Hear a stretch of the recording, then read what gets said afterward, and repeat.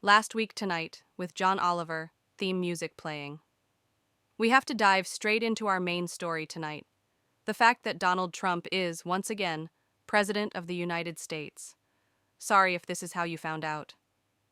Honestly, audience booing. I'm not nuts about it either. Incredibly, it has been less than a month since Trump's inauguration, but it already feels like an eternity. In just the past 4 weeks, he's pardoned or commuted the sentences of January 6th rioters, withdrew the U.S. from both the Paris Accords and the WHO, announced plans to take over Gaza, issued an executive order trying to undo birthright citizenship, blamed the fatal D.C. plane crash on DEI, renamed the Gulf of Mexico to Gulf of America, responded to fires in L.A. County by releasing billions of gallons of water to California's Central Valley, 150 miles away, replaced a four-star general with the host of Fox and Friends as Secretary of Defense, and announced 25% tariffs on Canada and Mexico, a move prompting Canadians to do this. Singer, oh, say does that star-spangled banner yet wave o'er the land of the free, crowd booing, excellent. I think the only thing more quintessentially Canadian than booing the U.S. national anthem at a hockey game is the fact they waited politely for the right time to do it. Audience laughing. Part of Trump's rationale for his tariff threat was that Canada wasn't doing enough to stop the flow of fentanyl into the U.S., even though the total amount intercepted at the Canadian border last year was just 43 pounds, or roughly 0.2% of all U.S. border fentanyl seizures. Trump quickly paused those tariffs after claiming that he'd won concessions from Canada, but when a Republican congressman tried to repeat that talking point on CNN, he ran into a slight problem. He called this off, saying that he had won concessions from both of them. But is there a tangible concession in your view? Yeah, absolutely. He won the concessions, and part of it is Caitlin Collins. What's new? Part of it is, well, it's a commitment from Trudeau that wasn't there to help with fentanyl, to help with the black market. He announced the plan, and to secure the border. He announced that plan, though, 6 weeks ago, back in December. Well, at least he's reiterated it and formalized it. Audience laughing. Yeah, Caitlin. Yeah, what aren't you getting about this? Trump got Canada to agree to what they'd already agreed to, and it didn't cost us anything except for any goodwill between our countries whatsoever. He pissed off an entire country of the most difficult to piss off people in the world. Audience laughing, and in exchange, we got them to resend an email. It's called leadership, Caitlin. Audience laughing. One of the most striking, if unsurprising things over the last month has been the extent to which Trump seems to have prioritized active cruelty. He's issued multiple EOs aimed at trans and gender non-conforming people, including one and another. And then there were his multiple attacks on government diversity, equity, and inclusion programs, which were pretty extreme. Nancy Cordes. The 4-page memo obtained by CBS News instructs federal agency heads to. The memo went out just one day after President Trump signed an executive order giving agencies 60 days to terminate all DEI positions. Our country is going to be based on merit again. Can you believe it? No, no, I actually can't. Audience laughing. And that is frankly a wild thing to say in front of a portrait of your dad who you inherited a real estate empire from. Audience laughing, applauding. And the assault on DEI has been sweeping and sometimes very petty, an employee at one government agency told reporters, which. And at that point, I'm just surprised they didn't replace it with a poster of Calvin pissing on a copy of White Fragility. Audience laughing. Then there were the ICE raids, with Trump's border czar, Tom Homan, taking Dr. Phil, for some reason, on a ride-along around Chicago, and perhaps the single worst version of carpool karaoke ever made. Audience laughing. It has all been total mayhem, and to some extent, that may be by design. Because it's worth remembering, during Trump's first term, Steve Bannon openly laid out what their thinking was back then. So, what we've got to do is just hit, and keep it. It's momentum. The opposition party is the media. And the media can only, because they're dumb and they're lazy, They can only focus on one thing at a time. I said, all we have to do is flood the zone. Every day, we hit them with 3 things. They'll bite on one, and we'll get all of our stuff done. Bang, bang, bang. These guys will never be able to recover, but we've got to start with muzzle velocity. So it's got to start, and it's got to hammer. Reporter, what was the word? Muzzle. Right now. Though, as a member of the media, I take issue with the claim that we can only focus on one thing at a time.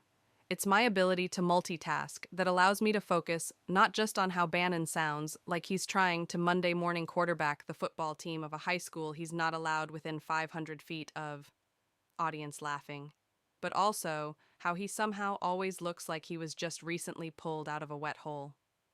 Audience laughing. But it is true that if you try and focus on everything, you'll focus on nothing.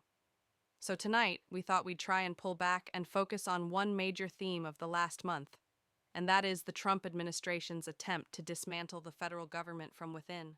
And to do that, we're going to try and answer a few basic questions: what they're doing, who it's hurting, and what can be done about it. Let's start with exactly what is happening right now.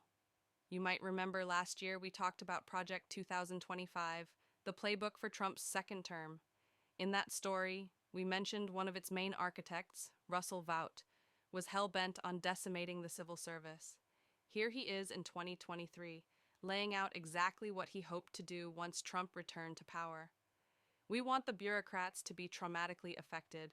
When they wake up in the morning, we want them to not want to go to work. Audience laughing. Because they are increasingly viewed as the villains. We want their funding to be shut down so that the EPA can't do all of the rules against our energy industry, because they have no bandwidth financially to do so. We want to put them in trauma. You know, when I pictured the evil masterminds who would be taking down the American government from within, I pictured comic book villains standing over the city as lightning struck, not Russ from Budgets, in history's worst polo shirt. Audience laughing, clicking through his slide deck and saying he wants to give bureaucrats clinical depression. Newsflash, Russ, they already have it. Audience laughing. That man is now Trump's director of the Office of Management and Budget and has begun carrying out his plans for a systemic purge of government workers. But he's had a lot of assistance in that from the fact that Trump's also brought in this guy, Elon Musk, seen here, looking like a scrotum. Audience booing. Dressed for a funeral. He looks like a witch from Dutch folklore. Audience laughing. Musk's self-invented Department of Government Efficiency, or DOGE, has been trying to eliminate federal workers, and sometimes in alarmingly blunt ways. One of the administration's early moves was to send out where they could quit their jobs and get paid through September, or stay and risk being laid off, which is already bizarre. And setting aside whether it's even a real or legal offer, take this money now or risk being eliminated, isn't how you run the federal government, it's how you run beast games. Audience laughing. But for some workers, it's gone well beyond just getting an email.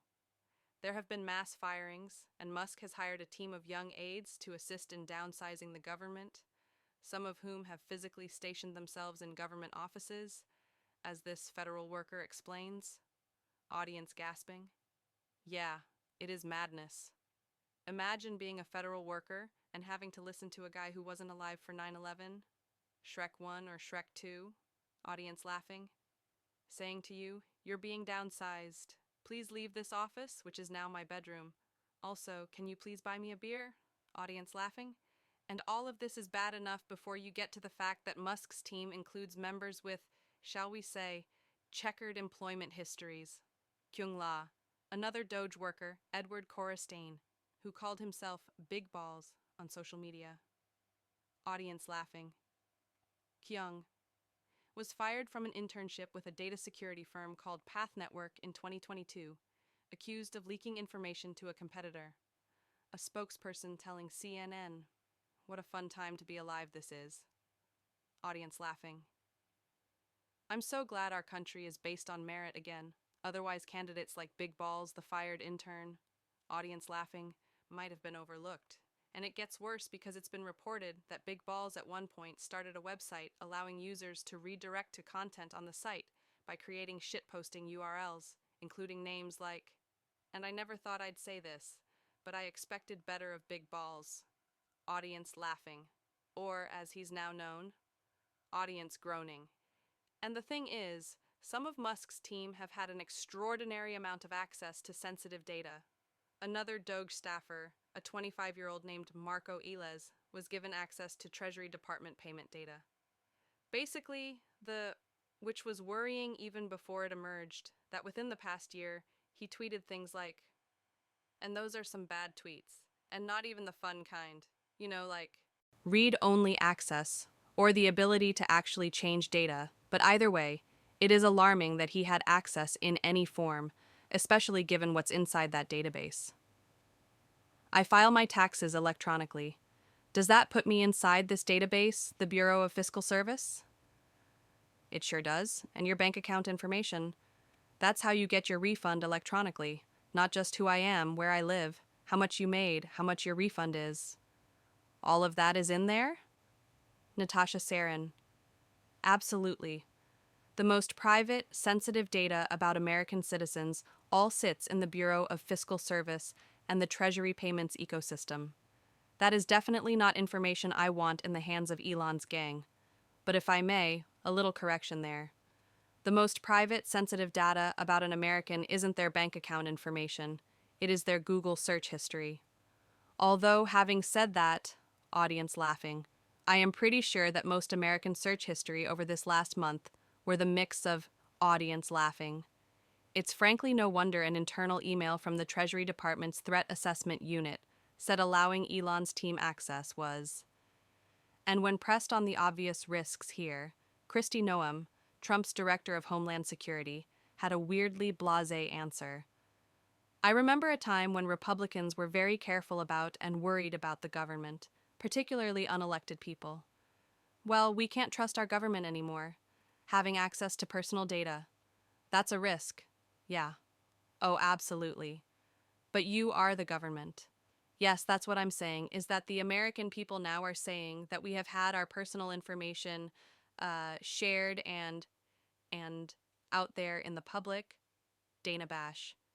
And now Elon Musk has access to it.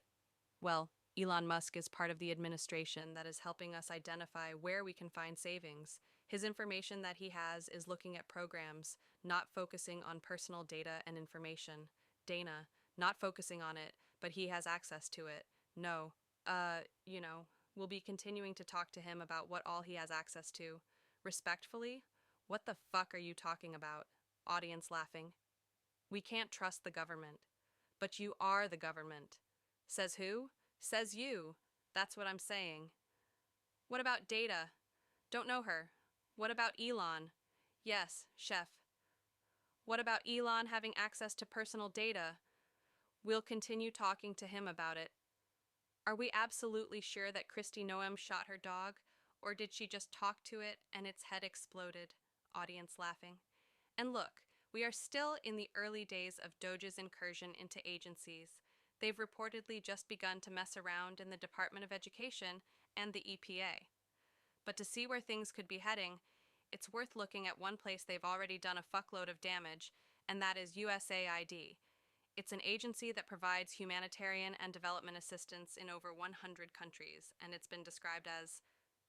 But as soon as USAID found itself in Elon's crosshairs, it got butchered. Reporter, sources tell us USAID, the relief agency that brings food, water, and healthcare to victims of natural disasters, will soon have its global workforce reduced from roughly 14,000 people to fewer than 300 employees. An internal email shared with ABC News shows just 12 employees to be assigned to the entire continent of Africa. 12 employees. 12. That is not even enough people to fully staff a Chili's, audience laughing. And to be clear, those cuts will have real consequences. People are going to get badly hurt because of what we're doing right now, which, honestly, is a pretty good slogan for Chili's itself. Audience laughing. And look, you can think there's waste in the USAID budget. I'm sure that there is. And you can think a review is necessary. That is why most presidents undertake one. But this is different. And while they've claimed that this is merely a 90-day pause while spending is reassessed, You might want to tell that to Elon, who tweeted last Monday. Which first, no, you could not, because any party you attend is definitionally terrible. And second, don't you have like 100 kids? Go hang out with them on the weekends. You parasitic freak. Audience laughing, cheering, applauding. Already, USAID workers have been recalled from postings overseas, and the agency's name has been physically removed from its headquarters in D.C. They even went so far as to tape a black garbage bag over the logo on the glass. And I guess we're all just lucky that it's not October right now. Otherwise, they'd have already turned it into a spirit fucking Halloween. Audience laughing. And I know, in some ways, USAID is an easy target with some populist appeal. Many Americans think we spend too much on foreign aid. Opinion polls have repeatedly shown that the public estimates that a quarter of the federal budget goes to foreign assistance, and they'd prefer it to be just a. For instance, USAID funds things like antiretroviral treatments that prevent HIV being transmitted to babies before, during, and after birth. As one agency employee put it, just a few days into the pause, already, which is terrible, especially given. Another worker characterized this as, but don't worry, everyone. The person proudly feeding this agency into the wood chipper has admitted that he's not batting 1,000. So it's fine, he definitely gets it. And even as Elon and the White House run like a buzzsaw through multiple agencies, it is worth noting that Musk has an active interest in what does and doesn't get cut. His companies have as many as 100 contracts with 17 different federal agencies. SpaceX alone holds, and his companies are regulated by some of the very agencies now under attack. At least 11 agencies have. But don't panic. The White House has reassured everybody there is nothing to worry about here. If Elon Musk comes across a conflict of interest with the contracts and the funding that Doge is overseeing, then Elon will excuse himself from those contracts. Oh, well, that is great to hear. Thank goodness for that. Although I will say, as a public policy professor pointed out, which is both true and something you probably shouldn't need a professor to tell you. I could have told you that, and I'm not even a public policy professor. I just look like this. Audience laughing. This all feels incredibly fast and head-spinningly corrupt. It is genuinely hard to summarize how overwhelming all of this feels. And honestly, the best encapsulation I've seen of this particular moment so far didn't come from an academic or a reporter. It came from this guy. Singing. Stop singing. Audience laughing, cheering. Excellent. Absolutely excellent. Audience applauding. Put this man in his pink Fabletics sweatshirt in every NBA arena in a 500-mile radius, because this should be the new national anthem. No Canadian in their right mind would be able to boo that. And I'm not alone in loving that song. There are already multiple remixes of it online, all of which are very good, and one of which is my favorite. Singing. We're in the middle of a hostile government takeover, upbeat music playing. I want to talk about it, but I'll be late for work. And if you saying, wait a minute, who we have to stop this? We had one. But you didn't want that lady in office. Office. Audience cheering, applauding. I'm calling it now, Song of the Summer. But in that excellent song, that guy actually addresses our final question tonight, namely, what the hell do we do? Is anyone going to stop this? And let's start with the people that you would naturally expect the least from, and that is congressional Republicans. Technically, audience laughing, what Trump is doing right now is usurping Congress's power of the purse, but they don't seem that upset about that. Mike Johnson has punted, saying, and others like Senator John Kennedy have actively cheered on Trump and Musk in the grossest possible way. Let me try to put all this in context for you. I like omelets. I really like omelets. I could eat an omelet at every meal. I like omelets better than sex. Audience laughing. Not, not. News anchor laughs. Not really, but you get the point. I like omelets. You can't make an omelet without breaking some eggs. Okay. Audience laughing. There's just so much to unpack there. First, we got that you liked omelets when you said, I like omelets. Audience laughing. We also got it when you said, I really like omelets, and were made even further aware of it when you said, I could eat an omelet at every meal. All three perfectly effective ways of conveying your weird affinity for hard egg soup. There was absolutely no reason, though, for you to bring up sex at all. Audience laughing. Except for the fact that you clearly wanted to, and now I am very mad at you. Audience laughing. Because I haven't had to think about you having sex since you famously said this during a Senate hearing. I can't wait to have your cock in my mouth. Audience laughing. Really? That's, audience applauding. That, that's a lovely offer, but as we've already established, there's probably half a dozen eggs in there. How on earth is it going to fit? But to be fair, it is hardly surprising Republicans have been so quick to fall in line. Democrats, though, are supposed to be the opposition, and some, like AOC, have made it abundantly clear how unacceptable all of this is, and others have attempted to match her energy, even if that meant straying out of their comfort zone. We do have to. I don't swear in public very well, but we have to fuck Trump. Chuckles, crowd cheering.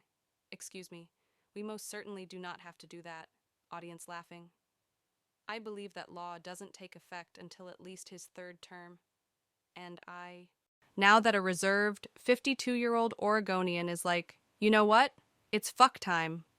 Ah! Ah! Audience laughing. But unfortunately, when it comes to congressional Democratic leaders, they've sometimes shown far too little stomach for the fight. In the early days of the Trump presidency, when a reporter asked Dick Durbin who'd be leading the charge against Trump, he replied, "But the thing is, it is definitionally not new. The presidency is not new. This man is not new. All of this was possible to prepare for. We've literally known there was going to be a 2024 election since 1789. Audience laughing. But maybe the clip that sums up Democratic leadership the best right now is this. Reporter. Representative Hakeem Jeffries, citing New York Yankees outfielder Aaron Judge in arguing, it's better to pick and choose their fights and focus on a clear message. Hakeem Jeffries. One of the reasons that he's a great hitter is that he does not swing at every pitch. He waits for the right one, and then he swings. We're not going to swing at every pitch. We're going to swing at the ones that matter. For the American people. Okay, first and least importantly, are you sure you want that to be your example? A guy who hit 184 in the postseason as his team lost the World Series in 5 games because he played bad defense? Is that really the analogy that you want to use here? Don't be mad at us.